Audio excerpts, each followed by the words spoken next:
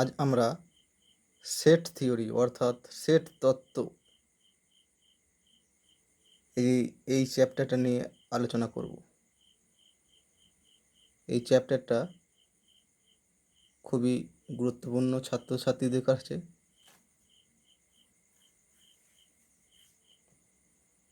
তো সেটের সংজ্ঞা কি জানা যাক। কতকগুলি বস্তুর সংকলন বা সমষ্টিকে সেট বলা হবে যদি সংকলনটি সুসংজ্ঞাত হয়, ইংরেজিতে ওয়েল ডিফাইন্ড হতে হবে। 2 নাম্বার, সংকলনের অন্তর্গত কোনো দুটি বস্তু একই হবে না, তার মানে সংকলনের অন্তর্গত বস্তুগুলি পরস্পর ভিন্ন হতে হবে। আর 3 নম্বর শর্ত হচ্ছে সংকলনের অন্তর্গত বস্তুগুলোর ক্রম নিরপেক্ষ হতে হবে, ইন্ডিপেন্ডেন্ট অফ দ্য অর্ডার। সংকলনের অন্তর্গত বস্তুগুলোর ক্রম নিরপেক্ষ হবে, ঠিক আছে। এই 3টি শর্ত সিদ্ধ করলে ওই বস্তুগুলোর সংকলনকে আমরা বলবো সেট। তাহলে কতকগুলি বস্তুর সংকলন বা সমষ্টিকে সেট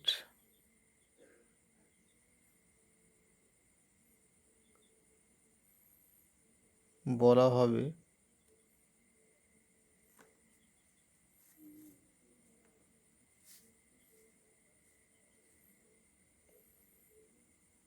যদি 3টে শর্ত সিদ্ধ হয়। 1 নাম্বার, সংকলনটি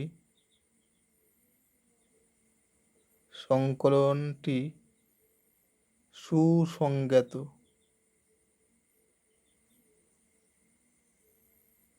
হয়, ইংরেজিতে ওয়েল ডিফাইন্ড।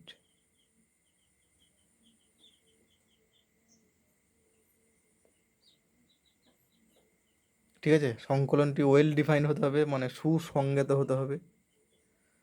2 নাম্বার, সংকলনের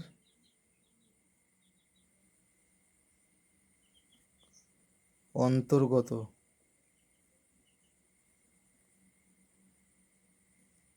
যে কোনো দুটি বস্তু পরস্পর ভিন্ন হতে হবে। 3 নাম্বার,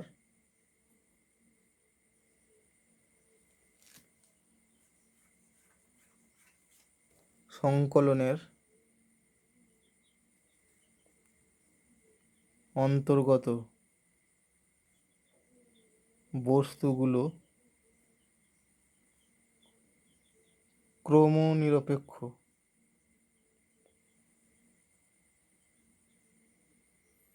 হবে, ইংরেজিতে ইন্ডিপেন্ডেন্ট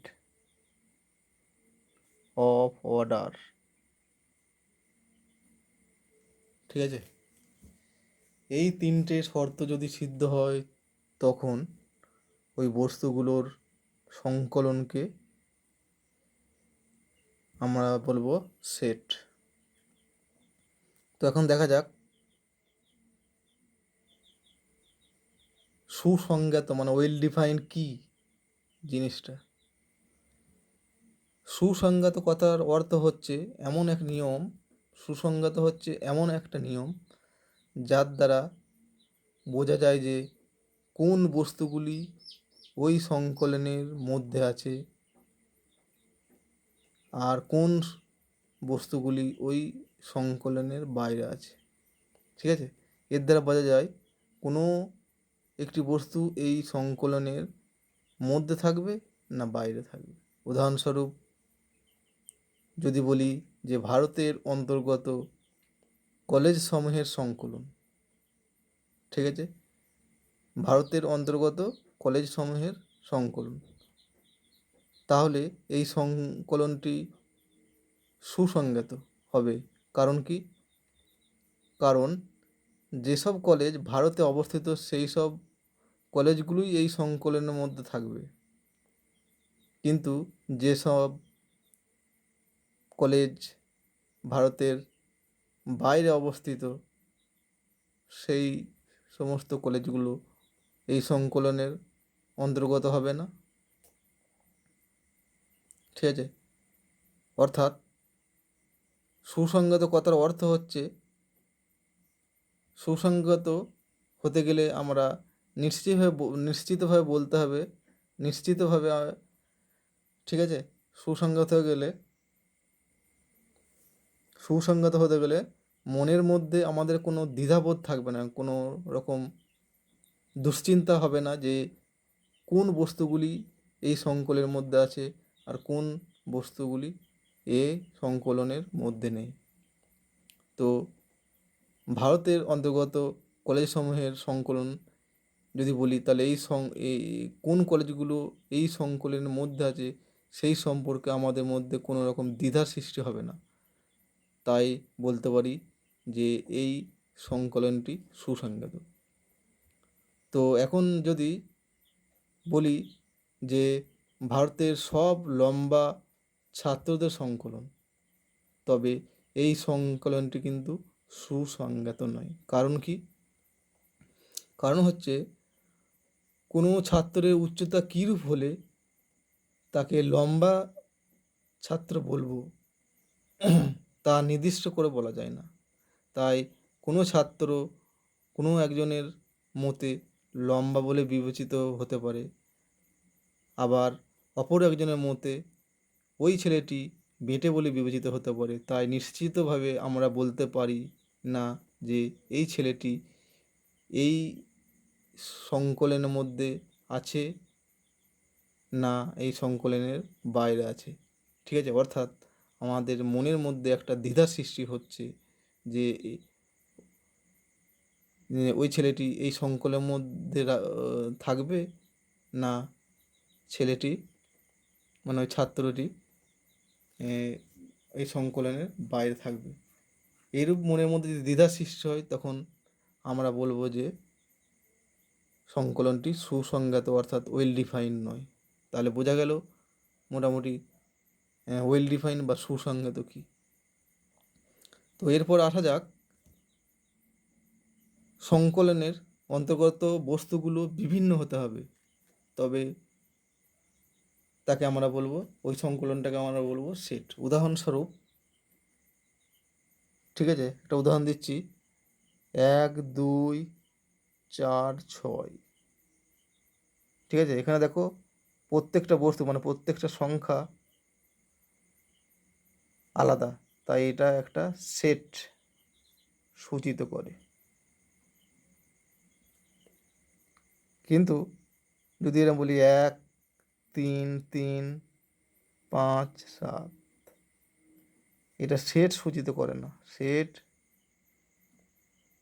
সূচিত করে না। কারণ কি?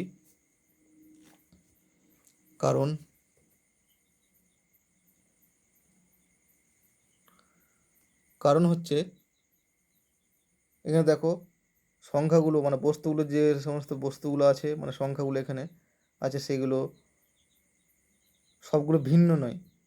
3 আর 3 দুবার আছে, ঠিক আছে। তার সব যেহেতু ভিন্ন নয়, তাহলে এটাকে সেট বলতে পারবো না। এরপর আসছি সংকলনের অন্তর্গত বস্তুসমূহ ক্রমনিরপেক্ষ হবে। যেমন 1 2 4 6, এটা একটা সেট প্রকাশ করে।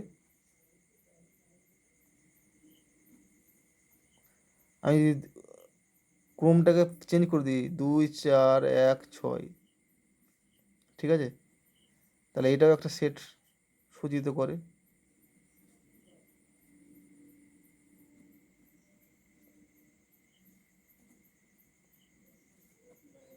এই দুটো সেট একই সেটকে প্রকাশ করবে। ঠিক আছে, মানে বস্তুগুলোর ক্রমের ওপর নির্ভর করবে না যে সেট দুটো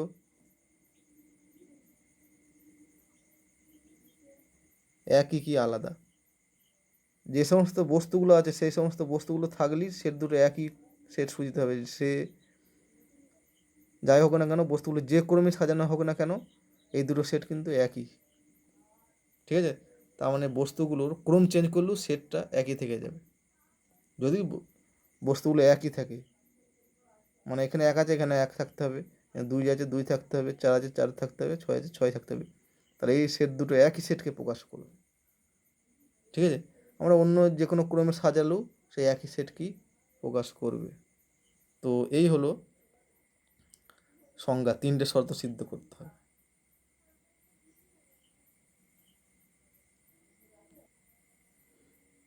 তো এখন দেখা যাক, একটা সেটকে সাধারণত সেকেন্ড ব্র্যাকের সাহায্যে ঘিরে লেখা হয় সাধারণত, তবে ফার্স্ট ব্র্যাকেট থার্ড ব্র্যাকেট ব্যবহার করা হয়।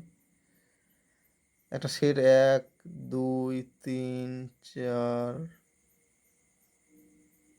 ডট ডট 10টা সংখ্যা নেওয়া হলো, এটা প্রত্যেকটা ভিন্ন আছে। ঠিক আছে, এটা একটা সেট প্রকাশ করা হয়, এটা সাধারণত সেকেন্ড ব্র্যাকের সাহায্যে প্রকাশ করব, ঘিরতে হবে। তবে ফার্স্ট ব্র্যাকেট থার্ড ব্র্যাকেটেও প্রচলন আছে অনেক সময়, এটা আমরা পরে আলোচনা করব।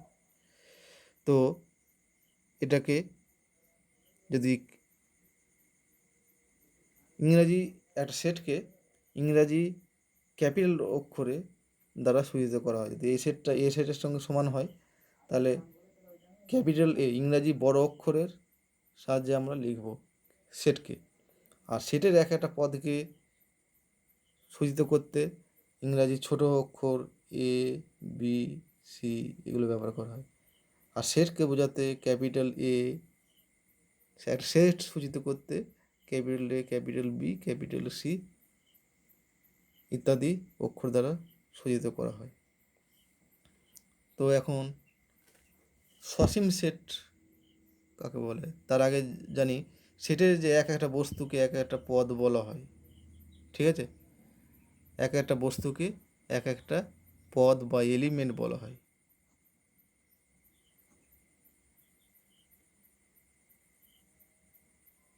আর তাহলে এখানে 1 থেকে 10 পর্যন্ত আছে, 10টা পদ আছে এখানে। তার একটা সেটের পদ সংখ্যা এন এ মানে হচ্ছে নাম্বার অফ এলিমেন্টস অফ এ, মানে এ সেটের মধ্যে কটা পদ আছে সেটা বোঝাতে এন এ দ্বারা প্রকাশ করা হয়। এটা ইকুয়াল টু, তাহলে এখানে 10টা হবে। আর ধরো এখানে সেটের এক একটা পদ 2 আছে, এখানে এই সেটটা দুই একটা পদ, সেই দুই পদটা এ সেটে আছে, সেটা বোঝাতে বিলংস টু এই চিহ্নটা ব্যবহার করা হয়। 2 বিলংস টু এ, এটা হচ্ছে বিলংস টু,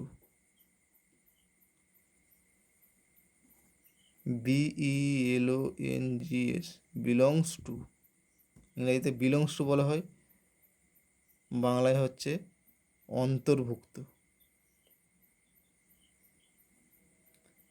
বি পদটা এ সেটে আছে, এটা মনে হচ্ছে বি বিলংস টু এ, এটা দ্বারা প্রকাশ করা হয়। ঠিক আছে, তার মানে বি এর মধ্যে এর অন্তর্ভুক্ত।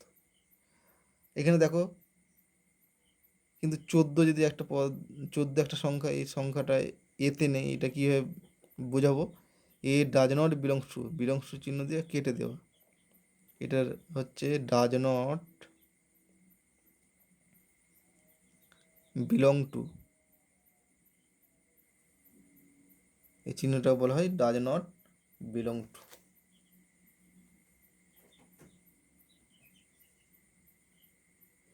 বাংলায় হচ্ছে অন্তর্ভুক্ত, অন্তর্ভুক্ত নয়। ঠিক আছে, অন্তর্ভুক্ত নয়, ডাজ নট বিলংস টু। তো এরপর আসি সসীম সেট আর অসীম সেট। সসীম সেট, ফাইনাইট সেট ইংরেজিতে, আর অসীম সেট, ইনফাইনাইট সেট। এটা সেট এ কে সসীম সেট বলবো যদি এর মধ্যে পদ সংখ্যা সীমিত হয়, মানে এন এ হতে হবে ফাইনাইট, সসীম হতে হবে। আর কোনো একটা সেট বিকে বলবো ইনফাইনাইট সেট যদি এন বি মানে number of element of B equal to infinite মানে অসীম হয়। যেমন এই একটা সেট যদি ধরি 1 2 3, তাহলে 3টে এলিমেন্ট যেহেতু হচ্ছে এটা একটা ফাইনাইট সেটের উদাহরণ। আর বি একটা সেট যদি আমি বলি সরি 3 থেকে শুরু করি 4 5 ডট ডট ডট ডট ইনফিনিটির মধ্যে পরপর চলে যাবে, এটা হচ্ছে পদের সংখ্যা অসীম, তাহলে ইনফাইনাইট সেট।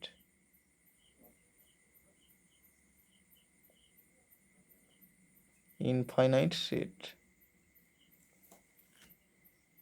ঠিক আছে। এরপর আসছি সেটের উপস্থাপন। সেটের উপস্থাপন, প্রেজেন্টেশন অফ সেট। একটা সেটকে দু রকম পদ্ধতিতে, দু রকম মেথডে উপস্থাপন করা হয়। এক নাম্বার হচ্ছে রস্টার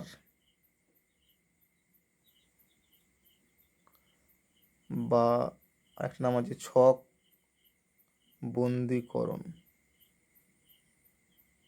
ইংরেজি হচ্ছে রস্টার আর বাংলা হচ্ছে ছক বন্দীকরণ। রস্টার আর ওএস টি আর রস্টার।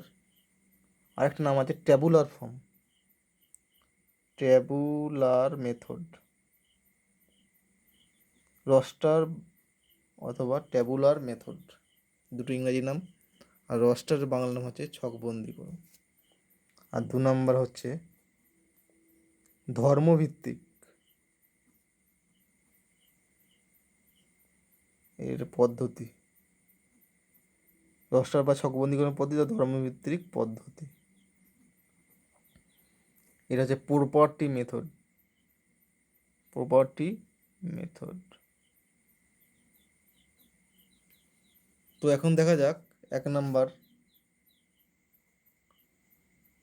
ছক বন্দীকরণ বা রস্টার ছক বন্দীকরণ। এই পদ্ধতিতে কীভাবে সেটকে উপস্থাপন করা হয়। ছক বন্দীকরণ এই পদ্ধতিতে সেটের প্রত্যেকটা পদকে যদি একটা ছকের সাহায্যে লিখে প্রকাশ করা হয় তখন বলবো এই সেটটাকে ছক বন্দীকরণ পদ্ধতিতে, ছক বন্দীকরণ মেথডে প্রকাশ করা হয়েছে। যেমন এটা দেখো ইংরাজি বর্ণমালার যে সমস্ত স্বরবর্ণগুলো আছে তাদের সেট যদি বলি এ ই আই ও ইউ, এই 5টা বর্ণের একটা সেট, তাহলে এটা প্রত্যেকটা অক্ষর দেখো লিখে প্রকাশ করা যায় একটা ছকের সাহায্যে, তাহলে এটা হচ্ছে ছকবন্দীকরণ, সেই জন্যই নাম হচ্ছে ছকবন্দীকরণ। অথবা বি যদি একটা সেট বলি 3 4 5 6 ডট ডট ডট ইনফিনিটি পর্যন্ত, এটাও ছকবন্দীকরণ, প্রত্যেকটা পদ লিখে প্রকাশ করা হয়েছে, যদিও এগুলো দেখা যাচ্ছে না পদগুলো, কিন্তু ডট ডট মানে এগুলো লেখার সমানই, ঠিক আছে। এত তো লিখতে পারবো না, সেই জন্য পরপর লিখে যাচ্ছি। এরপর হচ্ছে ধর্মভিত্তিক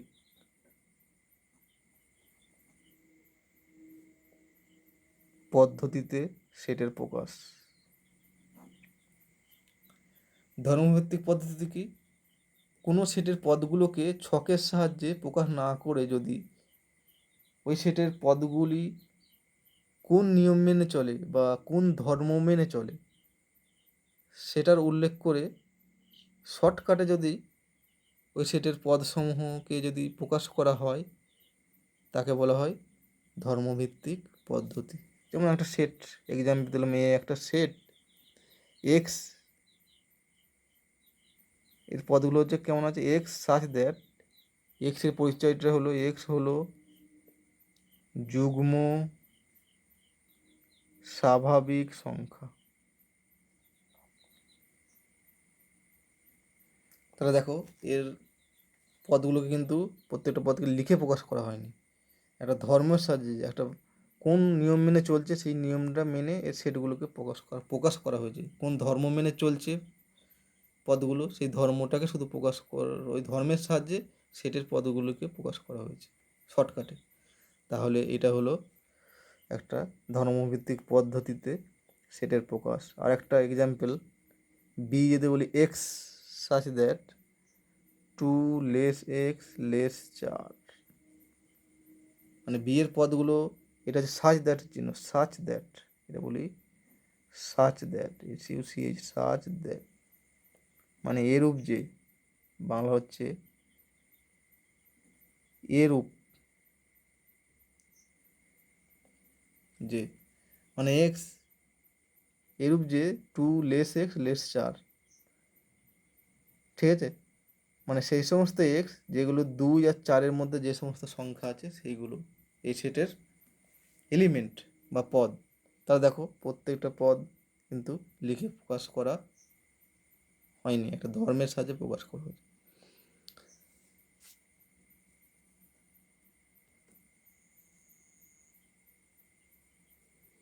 এরপর আসছি ছকবন্দীকরণ পদ্ধতিতে কোনো সেট যদি প্রকাশ করা হয়ে থাকে তবে সেই সেটকে ধর্মভিত্তিক পদ্ধতিতে প্রকাশ করা যাবে। যে কোনো সেটকে যদি ছকবন্দীকরণ পদ্ধতিতে প্রকাশ করা হয়ে থাকে তাহলে সেই সেটকে ধর্মভিত্তিক পদ্ধতিতে প্রকাশ করা যাবে। কিন্তু ধর্মভিত্তিক পদ্ধতিতে কোনো সেট যদি প্রকাশ করা থাকে সেই সেটকে ছকবন্দীকরণ, আমি উল্টো বলে দিলাম, কোনো সেটকে যদি ধর্মভিত্তিক পদ্ধতিতে প্রকাশ করা যায় তবে সেই সেটকে ছকবন্দীকরণ পদ্ধতিতে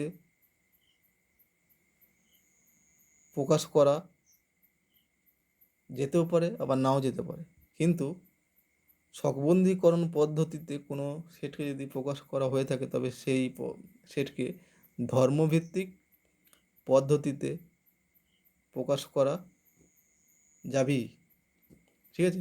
যে কোনো ছকবন্দীকরণকে ধর্মভিত্তিকে রূপান্তরিত করা যায়, কিন্তু ধর্মভিত্তি থেকে ছকবন্দীকরণে রূপান্তর করা যেতেও পারে এবং নাও যেতে পারে, সব সময় যায় না আর কি। তো এটা সিলেবাসে অতটা নেই, তার জন্য জাস্ট টাচ করে গেলাম, এত ডিটেলসে নেই, ঠিক আছে। এরপর হচ্ছে একপদী সেট। একপদী সেট, সিঙ্গেলটন সেট, তোমার ইংরাজি নামগুলো খুবই ইম্পর্টেন্ট তাই ইংরাজি নামগুলো বলে দিচ্ছি। ইংরাজি নামই বেশি আমি বলবো। সিঙ্গেল টোন সেট,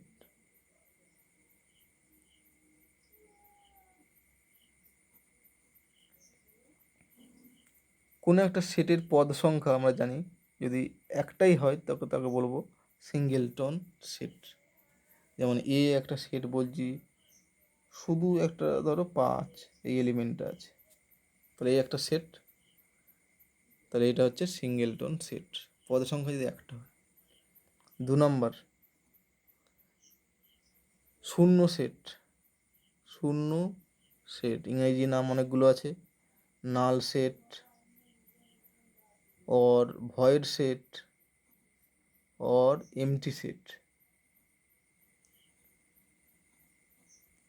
কোনো একটা সেটে যদি কোনো পদই না থাকে তখন সেই সেটটাকে বলবো শূন্য সেট বা নাল সেট। এখন শূন্য সেটকে প্রকাশ করা হয় সেকেন্ড ব্র্যাকেটের সাহায্যে। এরকম এটা সেকেন্ড ব্র্যাকেটের সাহায্যে, ওর ভেতরে কিছুই লেখা হয় না, ঠিক আছে?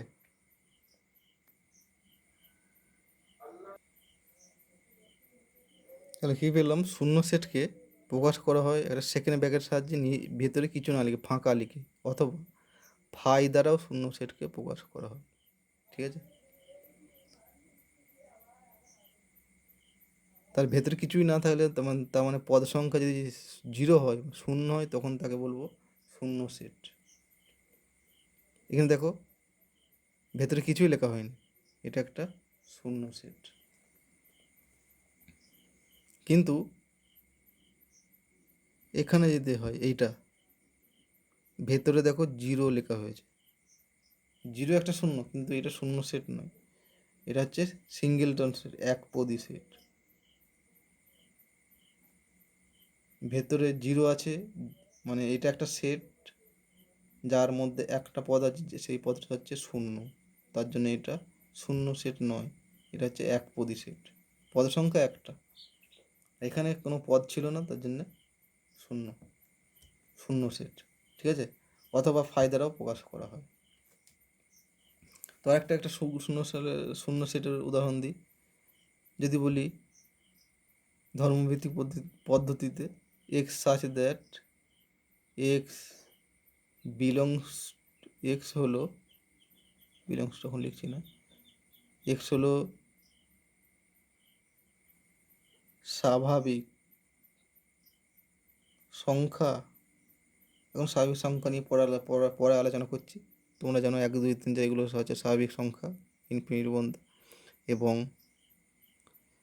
2 লেস এক্স লেস 3। এটা যদি বলি যে এক্স হলো স্বাভাবিক সংখ্যা এবং 2 লেস এক্স লেস 3, 2 আর 3-এর মধ্যে যে স্বাভাবিক সংখ্যাটা আছে সেটা হচ্ছে এক্স। তাহলে 2 আর 3-এর মধ্যে এমন কোনো স্বাভাবিক সংখ্যা নেই, তার মানে এখানে এক্সের মান পাওয়া সম্ভব নয়। তার মানে এটা একদম, তার মানে এটা হচ্ছে তোমার এমটি সেট, তার মানে এটা হচ্ছে শূন্য সেট।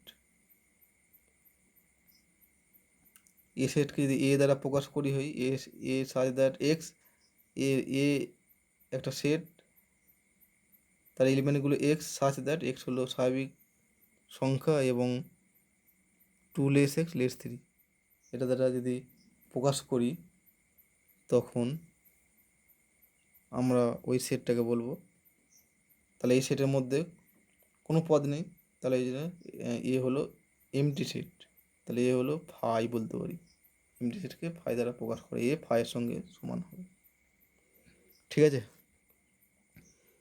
এরপর আসছি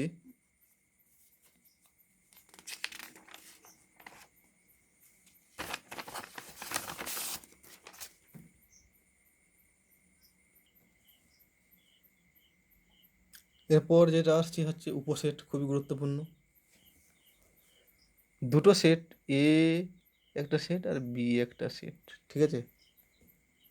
এখন এ সেটকে বি সেটের উপসেট বলবো যদি এ সেটের প্রত্যেকটা পদ বি সেটের মধ্যে থাকে। আরেকবার বলছি, এ সেটের প্রত্যেকটা পদ যদি বি সেটের মধ্যে থাকে তখন এ সেটকে বলবো বি সেটের উপসেট। একে প্রকাশ করা হয়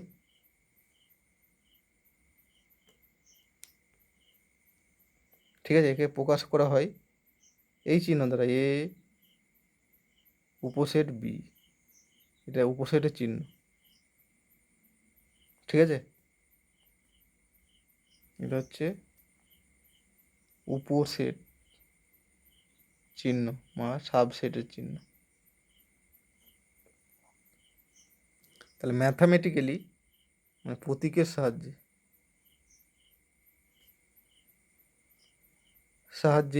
এ সেটকে বি সেটের উপসেট বলবো। এ সাবসেট অফ বি হবে যদি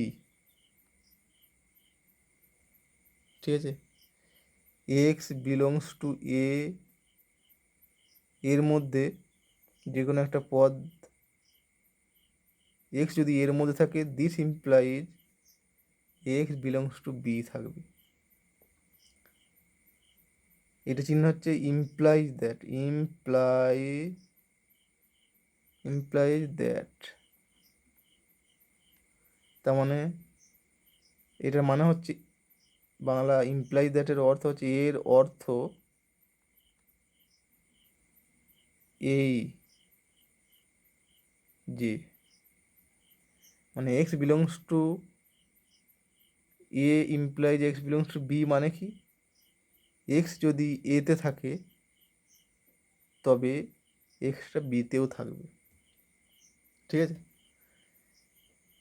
তাহলে আমাদের এ এই যে সাবসেট অফ বি দেখাতে বললে আমাদের দেখাতে হবে যে কোনো একটা পদ, এর মধ্যে যে কোনো একটা পদ ধরে নিতে হবে, এর যে কোনো পদ সেটা আমাদের দেখাতে হবে বিতে আছে।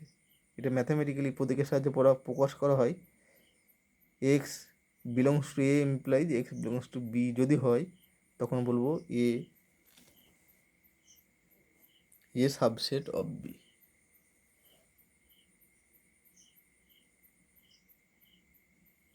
ঠিক আছে, একটা উদাহরণ দেখো, এ যদি বলি 1 3 5 আর বি যদি বলি 1 2 3 5, তাহলে দেখো এ 1 আছে, এটা বিতে আছে, 3 আছে, এখানে 3 আছে, 5 আছে, এখানেও আছে। ঠিক আছে, তাহলে এর পদগুলো বি এর মধ্যেও আছে। এখন বি এর পদগুলো কী আছে সেটা দেখবো না, আমি জাস্ট দেখবো এর পদগুলো বি এর আছে কিনা। তাহলে এখানে A is a subset of B হলো। ঠিক আছে, এই দুটো মিলিয়ে বলতে পারি। এরপর হচ্ছে সাবসেটের পর সমান set, equal set.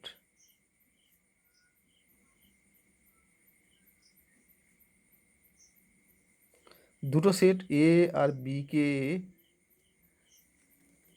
Equal set বলবো, সমান সেট বলবো যদি, ঠিক আছে, A is a subset of B হয়, এ বি এর সাবসেট হয় এবং বি এর সাবসেট হয়।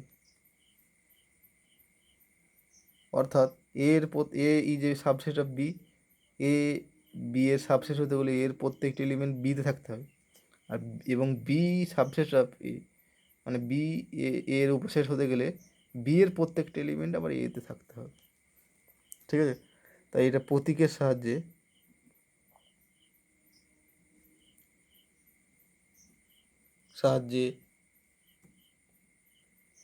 এ ইকুয়াল টু বি হবে যদি x belongs to A implies x belongs to B. প্রথম পার্টটা মানে এ যদি এতে থাকে তাহলে বিতে থাকবে, এটা মানে হচ্ছে এই যে সাবসেট অফ বি। এবং এ ওয়াই একটা অন্য যে কোনো এলিমেন্ট ধরেছি, Y belongs to B implies Y belongs to A. তাহলে প্রথম পার্টটা হলো A is a subset of B দেখাতে হবে, আর দ্বিতীয় পার্টটা হচ্ছে B is a subset of A, এটা দেখাতে হবে। তার মানে আমায় দুটো সেট এ আর বিকে সমান দেখানোর, যদি সমান দেখাতে বলে তাহলে আমাকে যে কোনো একটা এলিমেন্ট ধরে নিতে হবে এ থেকে, সেটা সেই এলিমেন্টটা বিতে আছে দেখাতে হবে, এবং অপর একটা element arbitrary element y B থেকে নিতে হবে, সেটা আমায় দেখাতে হবে সেই এলিমেন্টটা এতে আছে। এখানে এক্স ওয়াইগুলো হচ্ছে আরবিট্রারি এলিমেন্ট, যে কোনো এলিমেন্ট। ঠিক আছে, এই হলো সমান সেট। এরপর যথার্থ উপসেট ও অধিসেট। যথার্থ উপসেট ইংরাজি নাম হচ্ছে প্রপার সাবসেট।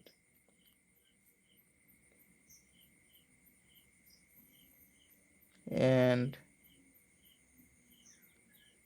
অধিসেটের ইংরেজি হচ্ছে সুপারসেট। সুপার মানে বড়, এটা মনে রাখলেই হবে।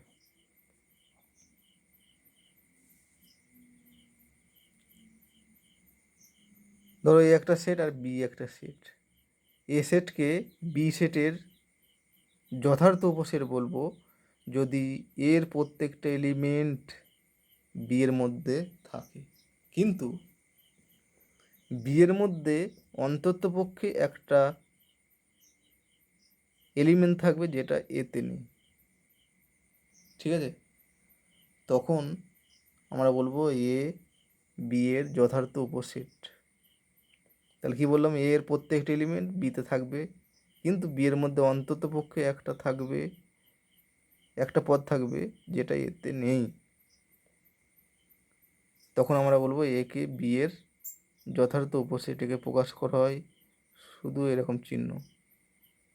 কিন্তু দেখো উপসেটের ক্ষেত্রে চিহ্নটা কি ছিল, উপসেটের ক্ষেত্রে এই চিহ্নটা ছিল এরকম দিয়ে একটা সমান দিয়ে। ঠিক আছে, কিন্তু এখানে এই সমান চিহ্ন থাকবে না, এটা হচ্ছে যথার্থ উপসেট। এটা হচ্ছে প্রপার সাবসেট, প্রপার সাবসেটের চিহ্ন। তো এখন উপসেট আর যথার্থ উপসেটের মধ্যে পার্থক্য কী, এটা বুঝতে গেলে তোমায় একটা উদাহরণ দিতে হবে। সেটা হচ্ছে এ একটা সেট, এ সে নিজেরই উপসেট, এই যে সাবসেট অফ এ। ঠিক আছে, কারণ কি এর প্রত্যেকটা পদই এই বাঁ দিকটার প্রত্যেকটা পদ ডান দিকে আছে। ঠিক আছে, কিন্তু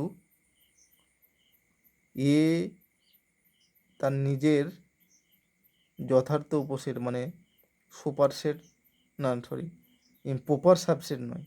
এ is not a proper subset of ই।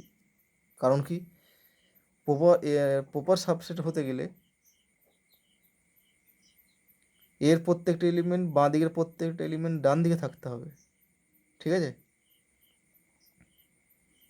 কিন্তু ডান দিকের অন্ততপক্ষে এক অন্ততপক্ষে মানে কমপক্ষে একটা পদ থাকতে হবে যেটা বাঁ দিকে নেই, কিন্তু এক্ষেত্রে এটা সম্ভব নয়, কারণ এর প্রত্যেকটা এলিমেন্ট এখানে আছে। ঠিক আছে, বাঁ দিকের প্রত্যেকটা পদ ডান দিকে আছে, আবার ডান দিকের প্রত্যেকটা পদ বাঁ দিকে আছে। তাহলে এক্ষেত্রে আমরা বলতে পারবো না এ এ এ সে তার নিজেরই প্রপার সাবসেট, কিন্তু এ তার নিজেরই সাবসেট, এটা বলা যাবে। আর একটা জিনিস উপসেটের ক্ষেত্রে বলা হয়নি, ফাই শূন্য সেট যে কোনো সেটের, যে কোনো একটা সেটে যদি এক্স হয়, যে কোনো সেটের উপসেট। ঠিক আছে, তাহলে আমরা এ একটা উদাহরণ দিই 1 2 3, আর বি একটা উদাহরণ দিই 2 1 3 4 5। তাহলে এখানে এর প্রত্যেকটা পদ 1 2 3 1 2 3 বিতে আছে, কিন্তু বি এর প্রত্যেকটা পদ সরি কিন্তু বি এর মধ্যে অন্ততপক্ষে একটা পদ থাকতে হবে যেটা এতে নেই। এখানে দেখো 4 আছে 5 আছে, এই পদ দুটো বিতে আছে কিন্তু এতে নেই। তাহলে A is a proper subset of B. ঠিক আছে, আবার তার মানে প্রপার সাবসেট হতে গেলে দুটো শর্ত সিদ্ধ করতে হবে, এর প্রত্যেকটা পদ বিতে থাকতে হবে। ঠিক আছে, আর বি এর মধ্যে অন্ততপক্ষে একটা, এটা হচ্ছে প্রথম শর্ত, এর প্রত্যেকটা পদ বিতে থাকতে হবে। 1 নম্বর শর্ত হলো। 2 নম্বর শর্ত হচ্ছে বি এর মধ্যে অন্ততপক্ষে একটা পদ থাকবে যেটা এতে নেই, এ হচ্ছে দ্বিতীয় শর্ত। এখানে দুটো শর্ত সিদ্ধ হয়েছে, তাহলে A is a proper subset of B. কিন্তু শুধু সাবসেট হতে গেলে একটা শর্ত সিদ্ধ করতে হবে, এর প্রত্যেকটা এলিমেন্ট বিতে থাকতে হবে। তার মানে কোনো একটা সেট যদি যদি বি এর প্রপার সাবসেট হয়, তাহলে দুটো শর্ত সিদ্ধ করতে হয়। তাহলে দুটো শর্ত সিদ্ধ করা মানে কি, একটা শর্ত তো প্রথম শর্ত সিদ্ধ হচ্ছি, তাহলে বলা যাবে A is a subset of B. ঠিক আছে, তার মানে এ বি এর প্রপার সাবসেট হলে অবশ্যই আমরা বলবো যে এটা যদি হয় তাহলে এটাও হবে, A is a subset of B হবে। কিন্তু উল্টোটা সত্য নয়, সবসময় নাও হতে পারে। এ যদি বি এর প্রপার সাবসেট হয় তবে এ বি এর সাবসেটও হবে। ঠিক আছে, কিন্তু উল্টোটা সত্য নয়। মানে এ বি এর সাবসেট হলে আমরা বলতে পারবো না যে এ বি এর যথার্থ উপসেট অর্থাৎ প্রপার সাবসেট। যেমন অ্যাজ ফর এক্সাম্পল একটা উদাহরণ দিই, এ is a subset of A, এটা হলে উল্টোটা হচ্ছে না। দেখো এ বি এ সে তার নিজেরই প্রপার সাবসেট নয় কিন্তু। ঠিক আছে, তাহলে উল্টো দিকটা সত্য নয়। এরপর আসছি সুপারসেট। সুপারসেট হচ্ছে এ যদি বি এর প্রপার সাবসেট হয়, তাকে একে এরকমভাবে লিখবো, এ যদি বি এর প্রপার সাবসেট হয় তবে আমরা বিকে বলবো এর সুপারসেট। তাকে প্রকাশ করা হয় এরকম রূপে, উল্টো দিকে, চিহ্নটা হচ্ছে উল্টো দিকে, এটার উল্টো। এ যদি বি এর প্রপার সাবসেট হয় তাহলে বি এর সুপারসেট, সুপার মানে বড়, এটা মনে রাখলেই হয়। ঠিক আছে, এ ছোটো হয় বি এর চেয়ে, তাহলে বি এর চেয়ে বড় হবে, এটাই সাধারণত মনে রাখা সুবিধা। এরপর হচ্ছে